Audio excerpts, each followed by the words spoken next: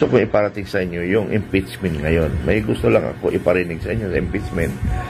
Pero siguro itong impeachment, ito na yung magiging trigger sa ating mga kababayang mga naniniwala sa katotohanan. Ang problema kasi sa atin, una, yung mga nagsabi, now na, kailan ba? Dapat ngayon na. Nangyari na nga sa amin yun eh. Now na, wala rin nangyari. Mas maganda yung proper timing kasi yung nauna ilan lang pumunta. The proper timing. So dapat dahil nga sabi nyo nga tama si Inday Sara, so suportahan natin kasi kung inakala natin tama siya, di suportahan natin. Ngayon kung hindi kayo niniwala na tama si Inday Sara, manahimik na lang kayo para naman sa Pilipino ito ating ginagawa, no? So ganun lang. Yung mga bayarang vloggers, wala na tayong pag-asa doon kasi nga nagko-comment sila dahil sa bayad, ano, or tumaas yung views nila. So yung mga vloggers na ang hinahabol views, okay lang yan kung hinahabol mo views for the purpose of your income na hindi ka makasira ng kapwa-tao, okay yon. Pero yung magkaroon ka ng views na marami at saka para makasira ka lang ng tao na individual, ay mali yun. Kasi nga, kung napanood nyo yung hearing ng mga vloggers, dalawang nagsalita doon, dalawang abogado na nagsasagutan. Si Atty. Marcolita at saka yung isang attorney na tumatakbong party list rin, ano, na tinatanong ni Marcolita, sino ngayon ang naglilindang? Pakipaliwanag. Hindi ngayon masagot ni attorney, sabi niya, attorney ka pala, hindi mo alam yung pinagsasabi mo. So natunga nga isang attorney, ano. So iba ang private at iba yung public figures o public official. Magkaiba yon. Kaya pag public official ka, ano ba public official? Nasa gobyerno ka, sundalo ka man, pulis, basta na sa gobyerno, huwag ka maging balat kayo. Kayo na sa barangay, pag pinunakay ng taong bayan na hindi kayo nagtatrabaho at tapat-taman kayo at siga kayo, karapatan ng taong bayan, kasi yung tinatanggap nyo ay galing sa taong bayan, kaya may karapatan sila o karapatan namin. Kayong mga nasa gobyerno, kumbaga nasa inyo ang batikos kasi ginusto nyo maging public official o public employee, ano. Pero magkaiba rin yung public official at saka public employee, magkaiba rin yun. So yung private, yung employee, public employee, minsan pumapasok yan sa private individual. Pero kung in regards to trabaho ang binatikos mo, wala at yung magagawa. Pero kung hindi personal na binabanat mo, that is now considered as libel, ano. Pero yung mga katulad ng mga national figures, kahit birahin mo yan, katulad ni Bangag talaga siya weak leader, wala siya magagawa. Totoo naman huwag tayo maging balat. Okay, balik tayo sa private. Ang private, you can be charged of any criminal law. Tandaan nyo yan, kung nag-violate ka ng ng batas, you are subject for criminal law, ano. So itong mga katulad ni Chris Ulo Sira, hindi niya alam yung pinagsasabi niya kasi nga kung magpapile kami ng kaso, marami siyang kaharapin, marami siyang kaharapin na kaso, kaya nga lang matrabaho at magastos, ano. So hayaan mo na lang siya. Pero pag nakatiyempo kami, malas siya.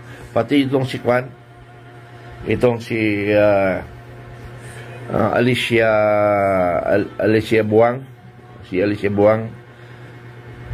mga private rin yung banat niya. Pwede yan pag binanata mo public official. Boss, si Torre binere mo, wala kang sagutin. Pero kung binere mo si General Dado Clemente Enrique, may kurong kang kaharapin na kaso kasi nga private siya, hindi siya public figures, ano. So tinira mo si Vice President Sara, wala talaga, o hindi kanya makakasuhan. Pero kami, pag binatikos nyo kami, lalo na yung mga maling information, nako, naloko na. Patong-patong ang kaso nyo. Mga gago, gaga. Hindi nyo alam. O dahil kakampi nyo si Gerald Torre, kaya malakas ang loob mo. O, kampihan lang naman ito eh. Pero anyway, panahon mo na naman yan eh. Panahon nyo. Paano kung hindi nyo na panahon? At pinasyalan namin kayo. Paano yon? Mag-appear na lang ba tayo? O magpapaliwanag ka? Yun yung tanong doon. Ha? Pag hindi mo nakakampi si General Torre, ilang taon na lang mag-retire si Torre. Hello? So, saan ka tatakbo ngayon? Tatakbo ka naman, magsisip-sip ka naman sa isang gobyerno.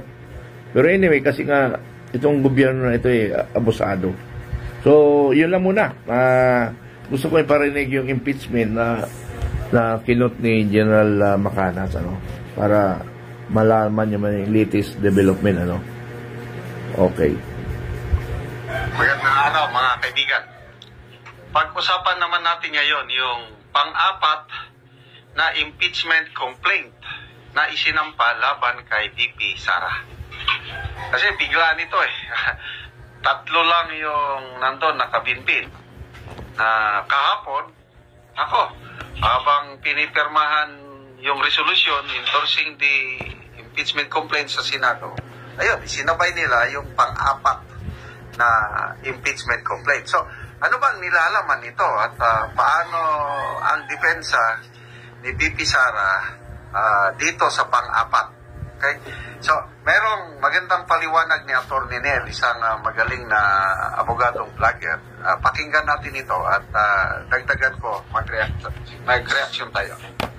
Pakita ko po sa inyo ngayon kung ano ba talaga yung constitutional provision with regards to impeachment, the initiation of an impeachment proceeding. So, explain ko po muna yung sa side ni VP Sara, okay? So, titingnan po natin under the Constitution, nakalagay po dyan is that yung pag-initiate po ng impeachment complaint, dapat po niyan upon filing within 10 days po is malagay na yan siya sa order of business within 10 session days po. And then after po niyan, pag nasa order of business na po, within 3 session days naman po is dapat ma-refer na siya sa appropriate committee, which is yung Committee on Justice po yan. So, yan po yung under the Constitution, okay? Tapos, titingnan din po natin dyan sa Constitution, nakalagay po dyan is yung House of Representatives din po has the power to promulgate their rules with regards to impeachment proceeding. So ngayon tingnan po natin yung rules ng 19th Congress in relation to impeachment proceedings. Ang difference po ng rules ng House of Representatives at ng Constitution is dun po sa rules ng Congress meron pong additional requirement which is dapat daw po i-file yung impeachment complaint sa Office of the Secretary General, tapos yung Secretary General is i-refer niya to ngayon sa Office of the Speaker. So dito po ngayon papasok yung first argument ni VP Sara. Kasi kung titingnan po natin dun sa constitutional provision regarding the filing, wala naman pong requirement na dapat sa Office of the Secretary General ipa-file and then a referral to the Office of the Speaker. Ang nakalagay lang po sa Constitution is that after filing po within 10 session days is dapat malagay na siya sa order of business ng House of Representatives and then after po ng 10 days is dapat within 3 session days is ma-refer na po siya dun sa Committee on Justice. So dito po lalabas ngayon yung first argument for VP Sara considering na yung additional requirement kung saan dapat sa Office of the Section mo na i-file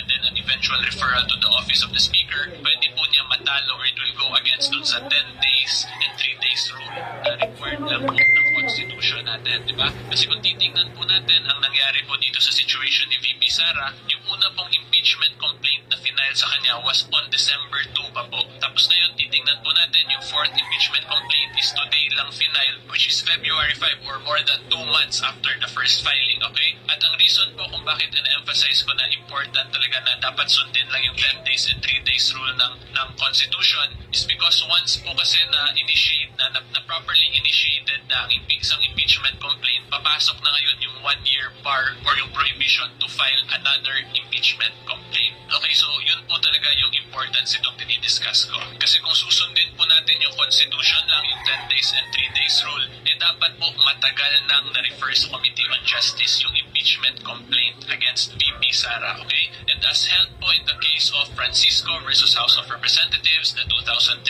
case, once po na-file na yung impeachment complaint at na-properly refer na po sa Committee on Justice, the impeachment complaint has been deemed initiated. Therefore, yung 1-year prohibition or bar to file another impeachment complaint already applies. Okay, so i-apply po natin yan ngayon sa situation since December 2 pa nga po yung una. Kung nasunod yung 10 days and 3 days, dapat matagal na yung first 3 impeachment complaints is napunta na talaga sa Committee on Justice. At kung na-refer na yun sa Committee on Justice, itong pinaka-present or pinaka-recent na impeachment complaint, the 4th impeachment complaint which was filed today lang po, February 5, is hindi na pwede tanggapin yan ng Congress because mag-a-apply na po yung 1-year prohibition or yung 1-year bar under the Constitution. So yan po yung pwede argument ni VP Sara against the procedural lapses po ng House of Representatives regarding the impeachment complaints filed against her. Tapos pwede rin po idagdag ni VP Sara as additional argument is that kung hindi po mag-step in yung Supreme Court dito to determine the constitutionality of the rules of the House of Representatives, pwede pong ma-abuse yung Constitution considering pwede lang gumawa ng mga additional requirements yung House of Representatives na wala naman sa Constitution, kung saan yung mga requirements po under the Constitution when it comes to the initiation and filing of impeachment proceedings is pwede pong ma-alter or madagdagan ng kung ano-ano na lang requirements basta kaisipan ng House of Representatives. Okay, so quick reminder lang po everyone, kung nag-enjoy po kayo sa video ko, huwag niyo po sana kalimutan mag-subscribe. Okay, so i-summarize ko, no? May procedural lapses yung pag-file ng 4th impeachment complaint.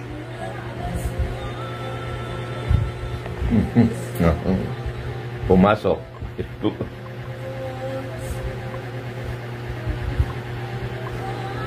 Hello. Nawala.